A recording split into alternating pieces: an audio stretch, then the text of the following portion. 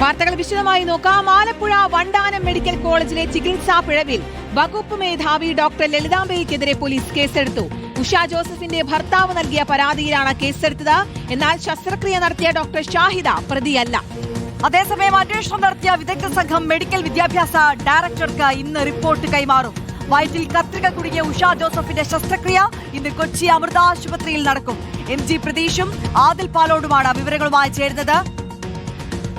ആദ്യം MG പ്രതീഷിലേക്ക് കടക്കുകയാണ്. പ്രതീഷ്, ഇപ്പോൾ അന്വേഷണ റിപ്പോർട്ട് ഇന്ന് മെഡിക്കൽ വിദ്യാഭ്യാസ ഡയറക്ടർക്ക് കൈമാറുന്നുണ്ട്. അതിനിടയിലാണ് ഇപ്പോൾ ആദ്യത്തെ കേസ് രജിസ്റ്റർ ചെയ്യപ്പെട്ടിട്ടുണ്ട്.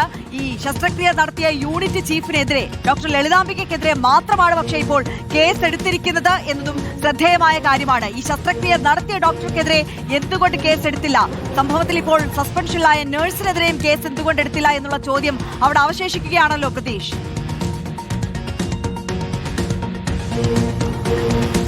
തീർച്ചയായും വണ്ടാനം മെഡിക്കൽ കോളേജിലെ ചികിത്സാ പിഴവിൽ ആരോഗ്യവകുപ്പിന്റെയും പോലീസിന്റെയും അന്വേഷണം ഒരേ രീതിയിൽ തുടരുകയാണ്.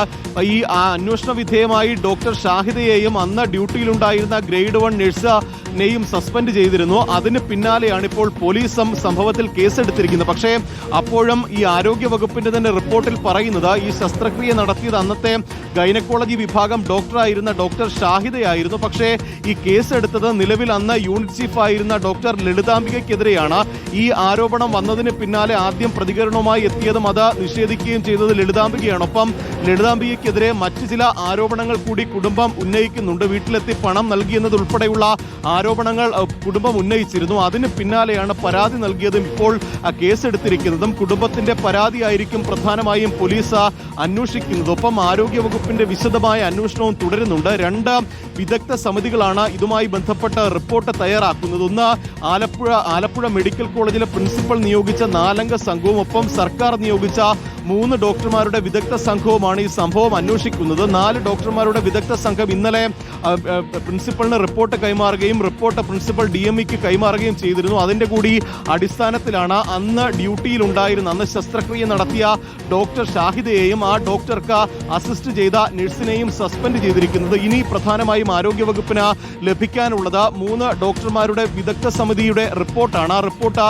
ഇന്ന് DMEക്ക് കൈമാറും എന്നതാണ് പ്രധാനമായും മനസ്സിലാക്കാൻ കഴിയുന്നത്. അതിലായിരിക്കും പ്രധാനമായും വീഴ്ചകളൊക്കെ തന്നെ കൃത്യമായി പറയുന്നത്. മാത്രമല്ല ഏത് തരത്തിൽ വീഴ്ചകൾ ഉണ്ടായി, യൂണിറ്റ് ചീഫിന് ഏതെങ്കിലും തരത്തിൽ വീഴ്ചകൾ ഉണ്ടായിട്ടുണ്ടോ, എന്താണ് ഈ ഇത്തരത്തിൽ ഗുരുതരമായ ചികിത്സാ പിഴവിന് കാരണമായത് എന്നതടക്കമുള്ള കാര്യങ്ങൾ ഈ വിദഗ്ധ സമിതി റിപ്പോർട്ടിൽ ഉണ്ടാകുമെന്നതാണ് പ്രധാനമായും മനസ്സിലാക്കാൻ കഴിയുന്നതൊപ്പം ഈ കൂടുതൽ ആർക്കെങ്കിലും ഈ ഇതുമായി ബന്ധപ്പെട്ട് ഉത്തരവാദിത്തമുണ്ടോ എന്നതടക്കമുള്ള കാര്യങ്ങൾ ഈ റിപ്പോർട്ടിലൂടെ പുറത്തു വരും. പ്രധാനമായും ഈ ഡോക്ടർമാർ ഇക്കാര്യത്തിൽ നടത്തുന്ന വാദം അന്ന് ഈ കോവിഡ് കാലമായിരുന്നു. PP കിറ്റ് ഉൾപ്പെടെ ഉപയോഗിച്ചുകൊണ്ടായിരുന്നു അന്ന് ശസ്ത്രക്രിയ നടത്തിയത്. അതിൽ ചില പാളിച്ചകൾ സംഭവിച്ചിട്ടുണ്ട് എന്നുള്ളൊരു വിശദീകരണം ഡോക്ടർമാർ നടത്തുന്നുണ്ട്. ഒപ്പം അടിസ്ഥാന സൗകര്യങ്ങളുടെ പ്രശ്നമുണ്ട് എന്നൊക്കെ തന്നെ ഡോക്ടർമാർ തന്നെ തുറന്നു പറയുന്നുണ്ട്. അക്കാര്യത്തിൽ ഉൾപ്പെടെ എന്ത് തെറ്റുതിരുത്തൽ നടപടികൾ സർക്കാരിന്റെ ഭാഗത്ത് നിന്ന് ഉണ്ടാകും എന്നതാണ് ഏറ്റവും പ്രധാനപ്പെട്ട കാര്യം. എന്തായാലും കുടുംബം വലിയ പ്രതിഷേധത്തിലാണ്. നിയമ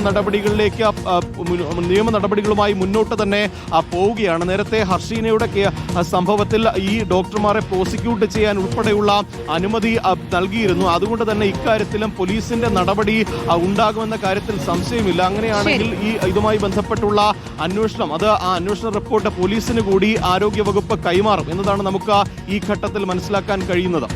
ശരി, MG പ്രതീഷാണ് വിശദാംശങ്ങൾ നൽകിയത്. ആദിൽ പാലോട് കൂടി ചേരുന്നു.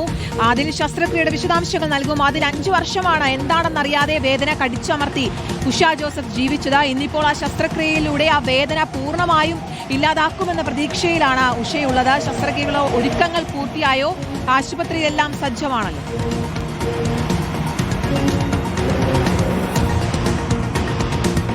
വയറ്റിൽ കത്രിക കുടുങ്ങിയ ഉഷ ജോസഫിന്റെ ശസ്ത്രക്രിയ ഇന്ന് കൊച്ചി അമൃത ആശുപത്രിയിലാണ് നടക്കുക. ഇന്നലെ വിദഗ്ധ മെഡിക്കൽ ബോർഡ് രൂപീകരിച്ചിരുന്നു അമൃത ആശുപത്രിയിൽ. അതിനുശേഷം സ്കാനിംഗ് റിപ്പോർട്ടുകളും മറ്റു റിപ്പോർട്ടുകളും പരിശോധനകളും എല്ലാം നടത്തി തയ്യാറെടുപ്പുകളെല്ലാം പൂർത്തിയാക്കി കഴിഞ്ഞിട്ടുണ്ട്. ഇന്ന് ശസ്ത്രക്രിയ നടത്തി ഈ വയറ്റിൽ കുടുങ്ങിയ കത്രിക പുറത്തെടുക്കും എന്നാണ് ഡോക്ടർമാർ അറിയിച്ചിരിക്കുന്നത്.